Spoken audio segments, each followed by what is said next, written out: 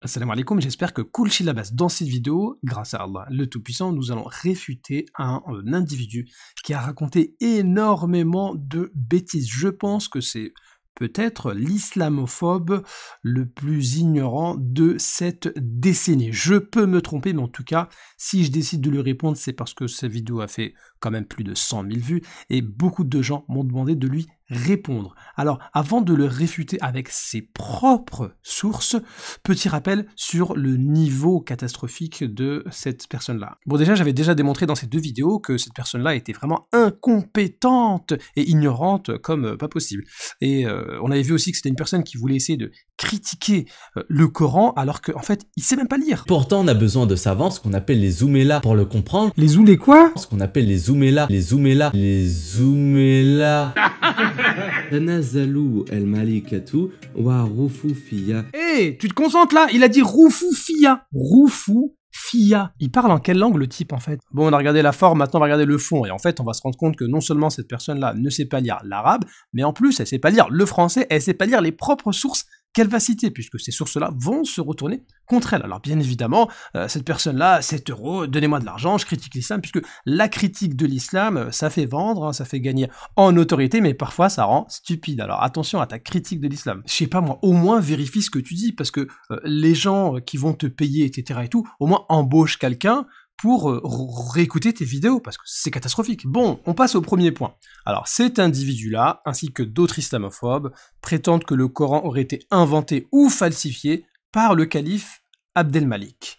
Et il va citer n'importe quoi comme source, bien évidemment, mais le pire dans tout ça, c'est qu'il va oser citer François Desroches. Alors, nous, en tant que musulmans, alhamdulillah, vous savez, le Coran, on l'apprend de professeur à élève, du temps du prophète alayhi salatu wassalam jusqu'à aujourd'hui. Ça se voit même lorsque vous allez à la mosquée, par exemple pendant le ramadan, vous voyez que les musulmans connaissent et récitent le Coran par cœur. Donc on n'a pas besoin de François Desroches, on n'a pas besoin des manuscrits. Mais comme lui, il s'est basé sur François Desroches, on va le réfuter par le spécialiste François Desroches. Alors, pourquoi a-t-il cité François Desroches? Parce que dans sa longue vidéo, inregardable même en x2, eh bien, il va citer plein de fausses thèses comme quoi, oui, le Coran, c'est Abdelmalik, c'est pas le calife Othman, radiallahu anhu, qui l'a rassemblé, non, c'est pas tout ça, c'est bien après, c'est Abdelmalik, etc. Et puis après, lui-même se pose la question, au bout d'une heure de vidéo, il se dit, ah ouais, mais c'est vrai qu'on a quand même des manuscrits qui datent bien avant Abdelmalik, et ils sont conformes à ce qu'on a aujourd'hui.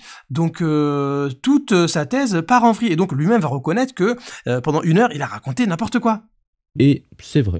Oui, si on a retrouvé beaucoup de manuscrits coraniques correspondant à la version officielle qui date d'avant Abdelmalik, ça nous prouve effectivement qu'il n'est pas le compilateur. Bon, ça nous prouve pas que c'est un Osman non plus, mais ça vient détruire thèse dans l'œuf. Alors, est-ce que vous avez écouté une heure de podcast pour rien? Non, pas du tout, je vous rassure. En fait... Non mais en fait quoi? Bien sûr qu'on a écouté ta vidéo d'une heure pour rien. Et là, il va nous dire, en fait, non, il va se baser sur François Desroches, comme quoi c'est un grand spécialiste, et que les manuscrits qui datent de bien avant Abdelmalik, en fait non, c'est plus compliqué que ça, et donc il va se baser sur François Desroches pour nous dire que non, en fait, les manuscrits qui datent d'avant Abdelmalik, ça prouve pas qu'ils ont été écrits avant Abdelmalik, pas du tout. Et par exemple, pour le manuscrit de Tübingen, là où la datation carbone 14 affirme avec une probabilité de 95% que ce manuscrit date entre 649 et 675, la datation paléographique, elle, ne la date absolument pas à une telle période. L'écriture, le style ne correspondent pas du tout à cette époque. La décoration est bien trop sophistiquée, hein. On a une division entre les versets marqués par des cercles rouges et entourés de points et de décorations en triangle, ce qui amène des gens, notamment Desroches, qui je le rappelle est spécialiste en paléographie et en codicologie des manuscrits orientaux et notamment islamiques. Eh bien, Desroches situe ce manuscrit non pas en 675 comme l'affirme la datation carbone 14, mais parmi les premiers Corans produits sous Abdelmalik et El-Hajjaj. Je vais me répéter, hein, je suis désolé, mais la datation carbone 14 date seulement la mort de l'animal. Et une analyse plus approfondie avait été faite. Une analyse paléographique portée notamment par Fedeli et Desroches nous a montré que les écritures présentées correspondent avec des manières, des pratiques de copie plus tardives. La mise en page est bien trop sophistiquée, des espaces blancs entre les sourates, le respect des règles d'un texte standardisé en a fait conclure à Fedeli et Desroches que ce manuscrit a été produit après les réformes d'Al-Hajjaj. En fait, non, stop. tu as utilisé un spécialiste pour essayer de prouver que certains manuscrits dateraient d'Abd el-Malik. Sauf que le même spécialiste que tu cites, il te dit quoi sur le reste des manuscrits? Les données me font penser que justement la mise par écrit a eu lieu, sinon sous le règne de Osman, parce qu'on peut, disons qu'il y a un certain nombre de problèmes, mais antérieurement aux Omeyyades. Justement, l'hypothèse d'une mise par écrit sous les Omeyyades ne me paraît pas tenable pour une raison très simple, c'est qu'on a des manuscrits qui sont d'un état antérieur aux manuscrits dont on peut démontrer qu'ils sont omeyyades et grosso modo datables du règne de Abd al-Malik. Cette circulation qui est antérieure à la canonisation haussmannienne se fait sans doute effectivement vers 650-660, mais à l'époque de Abd al-Malik, les choses sont déjà bien encadrées. Effectivement, il y a la retouche qu'apporte Al-Hajjaj, mais qu'est-ce qu'il fait Al-Hajjaj? En principe, c'est plus des retouches cosmétiques et ponctuelles que une affaire de collecte. C'est quelque chose qui porte sur des détails et non pas sur le texte lui-même. Donc selon le même spécialiste, François Desroches, que tu as mis en avant, nous avons des manuscrits qui datent d'avant Abd el-Malik, largement avant. Et selon lui, l'intervention d'Abd el-Malik, ce n'est que de l'amélioration de l'écriture, un petit peu comme nous avons aujourd'hui dans certains Corans de Tajwid, on met parfois de la couleur sur certaines lettres. Donc c'est que de l'esthétique ce qu'a fait Abd el-Malik. Et nous avons des manuscrits qui datent d'avant lui. Donc ton côté Abd el-Malik qui aurait inventé ou falsifié le Coran, c'est réfuté par le même François Desroches que tu as cité. Parce que tu t'es appuyé sur François Desroches pour essayer de réfuter la datation de un ou deux manuscrits. Sauf que François Desroches, qui est spécialiste, donc que tu considères comme un spécialiste, il va t'analyser le reste des manuscrits qui, eux, sont indubitablement d'avant Abd el-Malik. Donc tu as été complètement... Destruction. Desroches, spécialiste, détruire thèse dans le... Vérifier. Alors je sais pas si ça vaut le coup de continuer de regarder ses arguments, puisque toute sa vidéo, comme il le reconnaît lui-même, elle est complètement détruite. C'est fini, c'est terminé. Tes manuscrits, selon le spécialiste de François Desroches, ils vont te réfuter complètement ton histoire d'Abd el-Malik. Mais c'est pas grave, regardons quand même ce que dit Jean de Damas par rapport au Coran. Les récits dont parle Jean de Damas sont différents dans le contenu de ceux assemblés par Al-Hajjaj et qu'il nomme avec le même nom. Ouais, ok, admettons, Jean de Damas aurait dit certaines choses sur le Coran qu'on ne retrouverait pas aujourd'hui. Et alors, on s'en fout complètement, puisqu'on a des manuscrits qui datent d'avant Jean de Damas et qui sont conformes à ce qu'on a aujourd'hui. Donc en fait, Jean de Damas, il est bien sympathique, mais au revoir quoi. Ok, admettons, c'est pas grave. Qu'est-ce que Jean de Damas a dit à propos du Coran de son temps à lui qu'on ne retrouverait pas aujourd'hui? Bah, Jean de Damas, il va citer par exemple une sourate qui s'appelle sourate la vache, la sourate 2. Bah oui, ça existe. Il va citer la sourate les femmes. Bah oui, ça existe dans le Coran. Il va citer telle et telle sourate. Et à un moment donné, Jean de Damas, il dit la sourate la chamelle. Or, aujourd'hui, on n'a pas de sourate qui s'appelle sourate la chamelle. Mais oui, mais ça veut rien dire du tout. Puisque l'histoire de la chamelle du prophète Salih alayhi salam, ça existe ou ça n'existe pas dans notre Coran? Ça existe. Donc, le fait que Jean de Damas, il ait dit sourate la chamelle, ça veut pas dire qu'à l'époque, il y avait une sourate qui s'appelait sourate la chamelle. C'est juste qu'on parle d'une sourate qui concerne l'histoire de Salih. Et nous avons plein de sourates qui parlent de ça. Donc en fait, ça, c'est pas un argument. C'est pas parce que Jean de Damas a décidé de donner comme titre la sourate la chamelle que forcément ça existait. Ce qu'on est sûr, c'est qu'il existe des sourates qui parlent de la chamelle. Donc Jean de Damas a très bien pu viser une des sourates qui comporte l'histoire de la chamelle. Par exemple, sourate Ash-Shams, la sourate numéro 91, parle de l'histoire de la chamelle. Donc il aurait très bien pu appeler cette sourate-là sourate la chamelle. Ou bien certains musulmans auraient pu appeler la sourate numéro 91 sourate la chamelle, du fait que dans cette sourate-là, on parle que de l'histoire de la chamelle. Puisque dans cette sourate-là, la sourate numéro 91, sourate Ash-Shams, on ne parle que de l'histoire de la chamelle. On ne parle pas, par exemple, de l'histoire de Nuh, on ne parle pas de l'histoire de Lot, on ne parle pas de l'histoire de Moussa, alayhim assalam, mais on parle uniquement du prophète Salih. Donc c'est une sourate où on ne parle que de l'histoire de la chamelle et pas d'un autre peuple. Donc c'est très bien possible que les musulmans à l'époque donnaient comme titre à cette sourate-là la sourate la chamelle, puisqu'on ne parle que de ça. Ou bien Jean de Damas a pu le faire. Donc ça, c'est pas une preuve. Donc où sont tes preuves claires, logiques, rationnelles et pertinentes que le Coran du temps de Jean de Damas n'est pas le même que celui d'aujourd'hui. Alors maintenant, moi, si je fais la même chose que cette personne-là, je vais regarder par exemple ce que dit Jean de Damas à propos de la Bible. Il va nous dire que tous les prophètes, en commençant par Moïse, puis ceux qui le suivirent, ont prédit la venue du Christ, également le fait que le Christ est Dieu, et que le Fils de Dieu viendra en s'incarnant, qu'il sera crucifié, qu'il mourra, et qu'il sera juge des vivants et des morts. Donc selon le même Jean de Damas, dans le même écrit où il parle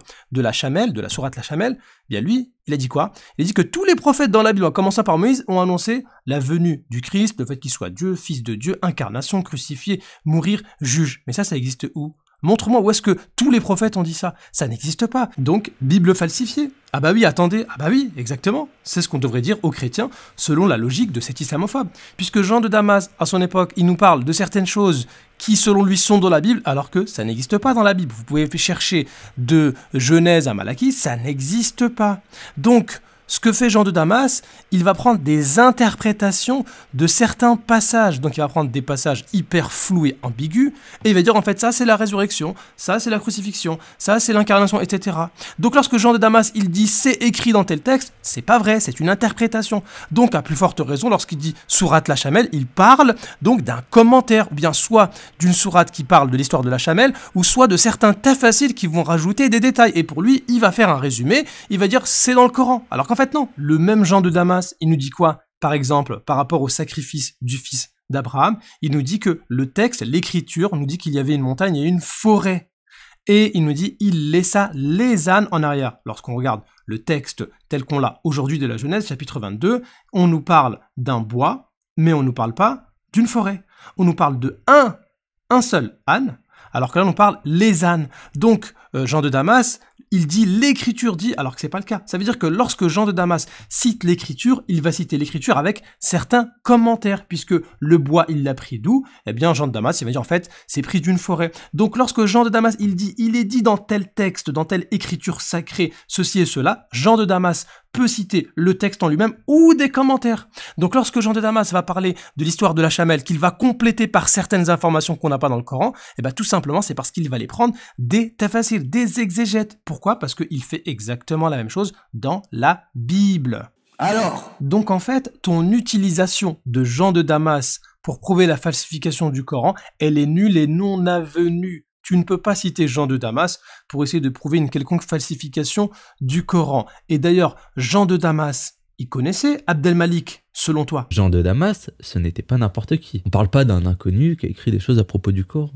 Non seulement il était intimement lié à l'administration omeyyade, mais son père était secrétaire des finances pour les premiers califes omeyyades. Et Jean lui-même a servi Abdel-Malik avant de devenir moine. Donc tout ça le rend crédible aux yeux de l'histoire. Mais justement, selon toi, Jean de Damas est crédible aux yeux de l'histoire. Et selon toi, Jean de Damas connaissait bien Abdel-Malik. Donc Jean de Damas, qui essaye de critiquer le Coran, n'a jamais dit que le Coran avait été falsifié ou inventé par Abdel-Malik. Donc si Abdel-Malik avait vraiment falsifié ou inventé le Coran, Jean de Damas qui cherche des arguments contre les musulmans, ça aurait été le premier à dire « Votre Coran a été falsifié par Abdel-Malik ». Et pourquoi Jean de Damas n'a pas dit ça? Donc en fait, ton argument, il se retourne complètement contre toi, puisque celui qui était proche de Jean de Damas, selon toi, c'est toi qui affirmes cette chose-là, eh bien, il n'a pas dit qu'Abdel-Malik avait inventé ou falsifié le Coran. Donc en fait, tes arguments, ils s'annulent les uns les autres. Mais travaille un peu plus.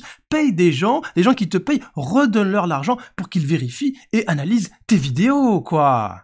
Vous avez écouté 1 heure de podcast pour rien. C'est pas grave, au moins on a appris que t'étais ignorant. Alors, troisième partie, cette personne-là est partie fouiller, chercher des discussions, des débats entre des moines et des musulmans à l'époque, et puis il pense avoir trouvé, ouais c'est bon, j'ai trouvé un argument qui prouve que le Coran n'est pas le même qu'aujourd'hui. On a un texte syriaque connu sous le nom de dispute entre un musulman et un moine de Beth Allée. Le moine parle de la vache comme un texte sacré utilisé par les musulmans, mais séparé du Coran. Alors oui, effectivement, on trouve qu'un moine a dit un jour à un musulman que notre prophète, alayhi salam, nous a enseigné des commandements dans le Coran, mais il y en a certains que vous avez appris du Coran, et certains qui sont dans la sourate de la vache, et c'est pas fini.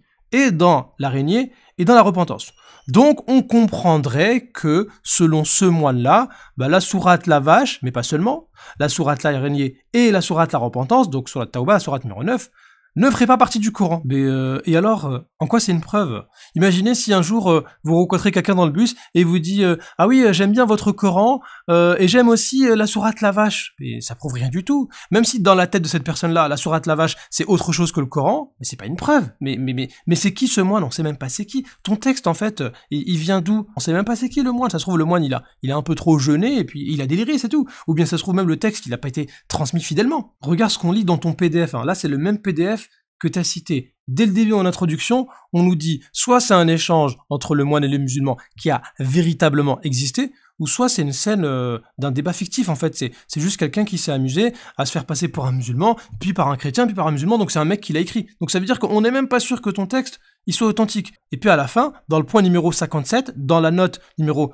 37, soi-disant le musulman, il aurait dit est-ce que les enfants d'Agar ils vont rentrer au paradis ou pas selon les chrétiens? Alors que comme le dit la note du PDF sur lequel toi tu t'es basé, il est infiniment peu probable que notre musulman se soit lui-même désigné de la sorte. L'expression agarénien ou descendant d'Agar est typiquement chrétienne. Donc en fait, selon même la personne qui a fait les notes là, tu vois le PDF sur lequel tu t'es basé, en fait si tu regardes un peu, tu réfléchis, il y a des notes en bas. Et celui qui a fait les notes là, donc il connaît le PDF mieux que toi, il te dit quoi? Il te dit qu'en fait, le musulman qui répond en fait c'est pas un musulman, donc ce serait un chrétien qui serait fait passer pour un musulman. Et donc tu veux te baser sur un texte fait par un chrétien qui fait passer un musulman pour un autre chrétien, et tu veux utiliser ça pour dire que le Coran est falsifié. Mais mon ami, avant de chercher des preuves que le Coran est falsifié, apprends, tape sur internet, tape preuve, ça veut dire quoi? Bon maintenant regarde, on va continuer à faire comme avec Jean de Damas.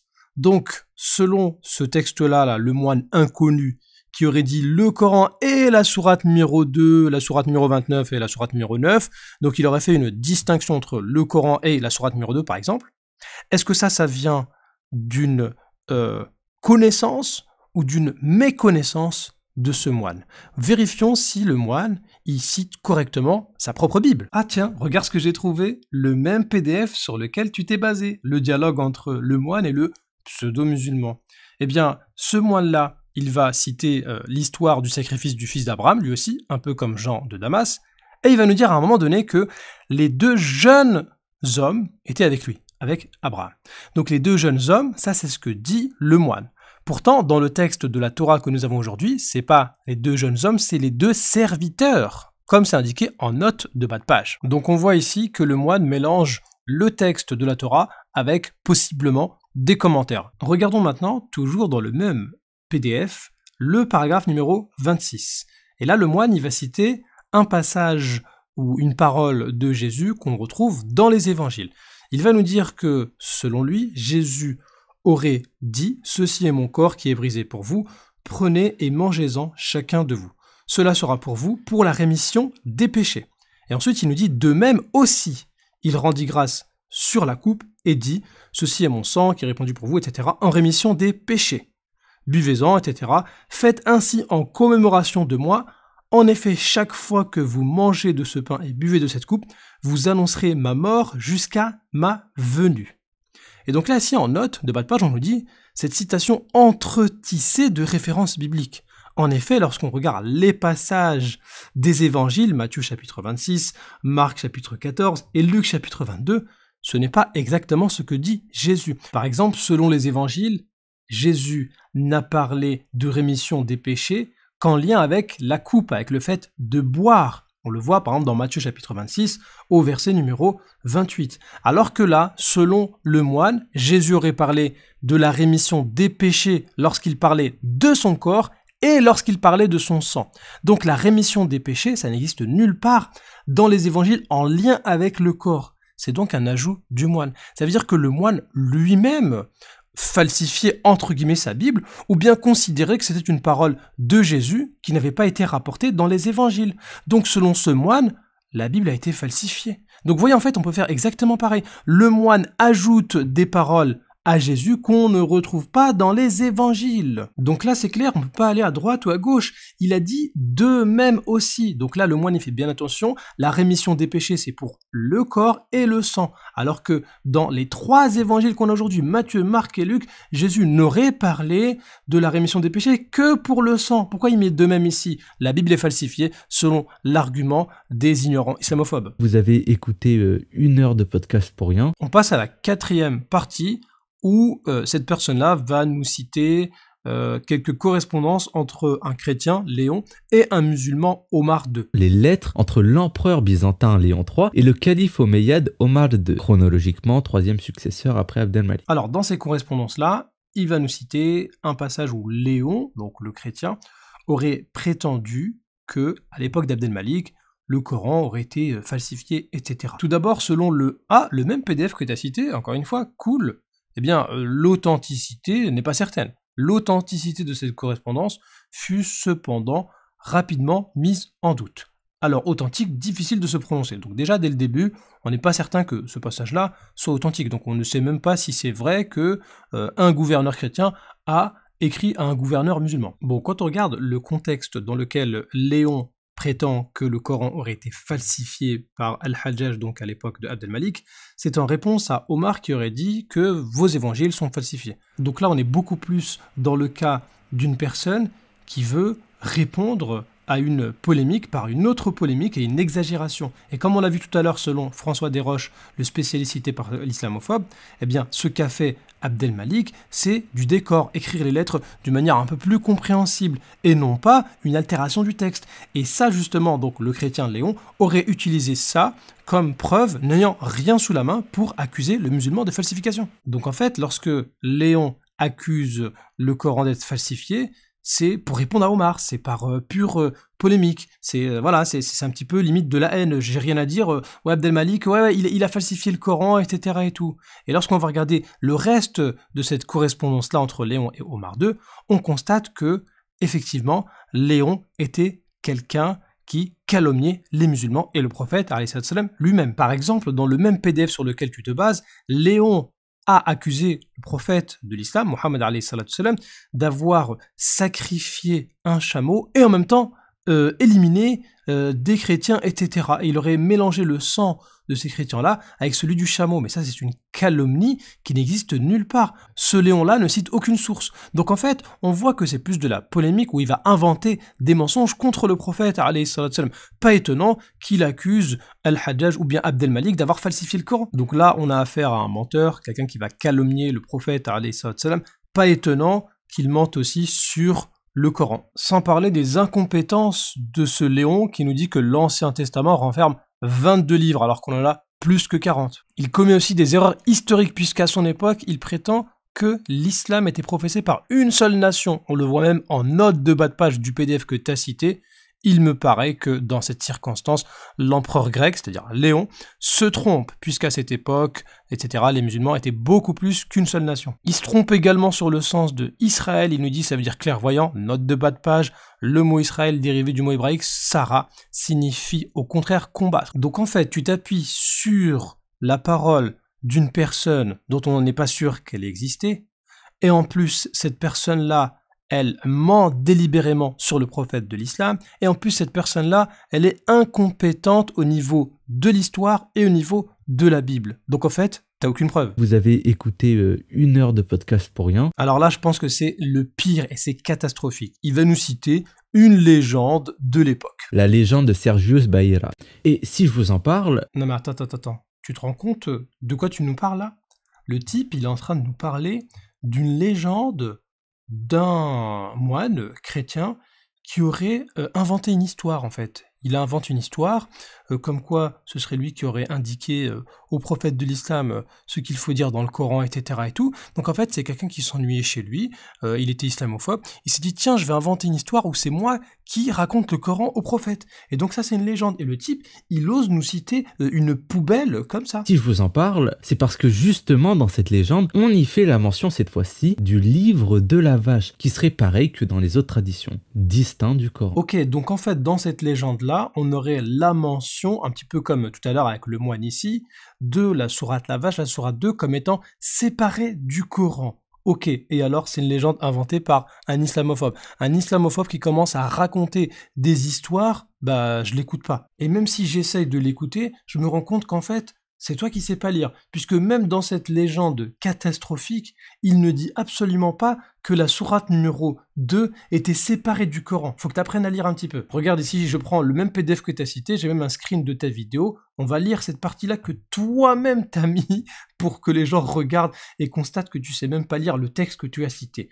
Regarde, quand le livre fut achevé, donc là c'est le moine en question qui aurait rédigé, qui aurait inventé le Coran pour le prophète. Vous voyez, cette légende déjà, elle commence très mal.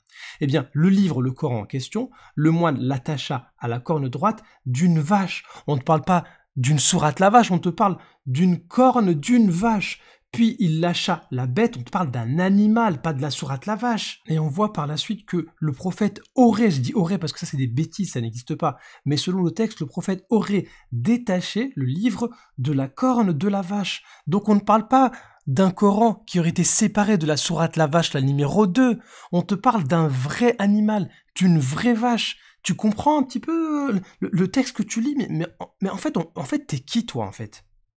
Si je vous en parle, c'est parce que justement dans cette légende, on y fait la mention cette fois-ci du livre de la vache, qui serait pareil que dans les autres traditions, distinct du Coran. Non mais c'est pas possible, tu sais pas lire ce que tu proposes aux gens. On ne parle pas du livre de la vache, on te parle du livre qui a été attaché à la corne d'une vache. On te parle d'un vrai animal, une vache.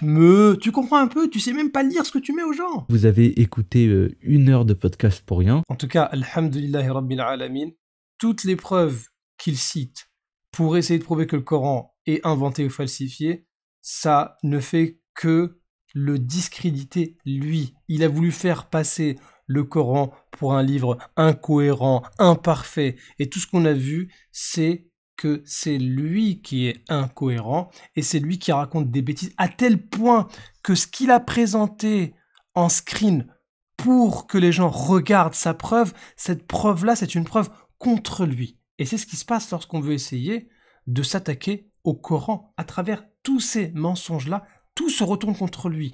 Et je pense que cette personne-là, en fait, n'osera même plus se regarder dans un miroir.